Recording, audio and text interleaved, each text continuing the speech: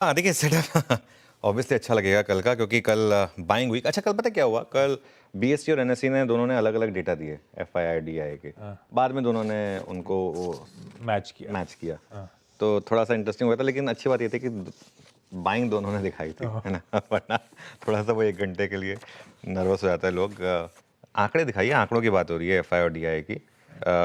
DIIs ने by किया 2500 करोड़ और एफआई ने बाई किया करीब-करीब 700 करोड़, और ये 18 फरवरी के बाद एफआईएस की कैश मार्केट में बाइंग हुई है। तो ये इम्पॉर्टेंट चीज़ है।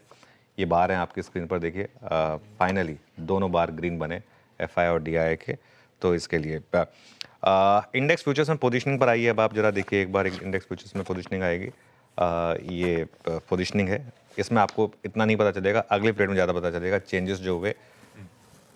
कल एफआईआईज ने, मैं फिर रिपीट कर रहा हूँ, कल एफआईआईज ने नेट जो मुझे डेटा चाहिए मैं उसकी बात कर रहा हूँ। एफआईआईज ने कल नेट 30,000 शॉर्ट कवर किए हैं। बहुत सिंपल है, 23,750 शॉर्ट कवर किए हैं, 7,000 लॉन्ग ऐड करें।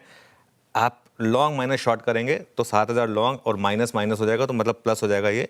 तो 30,773, सिंपल अरिथमेटिक। इतने कल शॉर्ट कम हुए हैं सिस्टम में, और 2 दिन का डेटा जोड़ देंगे तो 43,000 कॉन्ट्रैक्ट शॉर्ट कट हुए हैं बेसिकली एफआईएस की तरफ से।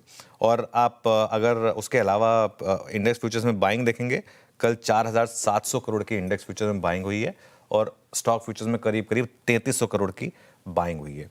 अब इंडेक्स फ्यूचर्स में, विद इन इंडेक्स फ्यूचर्स आते हैं, 1,850 करोड़ की निफ्टी फ्यूचर में बाइंग हुई और 2,600 करोड़ की बैंक निफ्टी फ्यूचर में बाइंग हुई। तो ये कुल मिलाकर अब इंडेक्स फ्यूचर्स का मामला। और ट्रेंड देखिए आप, 3-4 दिन से बात हो रही है कि एटलीस्ट बैंक निफ्टी में उन्होंने पहले ही बाइंग शुरू कर दी थी।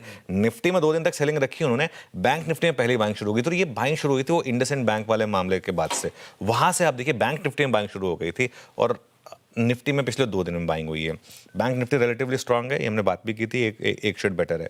अब लॉन्ग शॉर्ट एफआईएस का 7,000 लॉन्ग ऐड हुए, और कुल मिलाकर 23,750 शॉर्ट कम हुए। और वो ग्राफ अगर रेडी हो तो ग्राफ देख लेते हैं, वरना टेबल में देख लेते हैं। ग्राफ देखिए, फाइनली वापस एक, अब कल का पिकअप दिख रहा है। परसों का नहीं दिखेगा, कोई छोटा था, लेकिन कल का पिकअप काफ़ी बड़ा था। और टेबल फॉर्मेट में देखिए 24% लॉन्ग पर आ गए हम, 1,41,000। 1,84,000 नेट कॉन्ट्रैक्ट शॉर्ट थे, अब 1,41,000 पर आ गए, मतलब 43,000 2 दिन में नेट शॉर्ट कम हुए हैं। ये 29 जनवरी के बाद सबसे अच्छा लॉन्ग शॉर्ट रेशो है, और 19 दिसंबर 2024 के बाद सबसे कम नेट शॉर्ट कॉन्ट्रैक्ट टर्म्स में। इंडिया विक्स भी कल नीचे था 1.5%। और पुट कॉल रेशो देखिए आप, लास्ट कब देखा था ऐसा पुट कॉल रेशो? 1.29 वर्सेस 1.05। अब क्या ये 1.29, 1.5, 1.6 तक नहीं जा सकता? मेरे ख्याल से जा सकता है। तो ये एक अच्छी चीज़ है। बैन में ना कोई ऐड हुआ ना कोई डिलीट हुआ, तो उसमें कोई अपडेट नहीं है। Not a single addition, not a single deletion.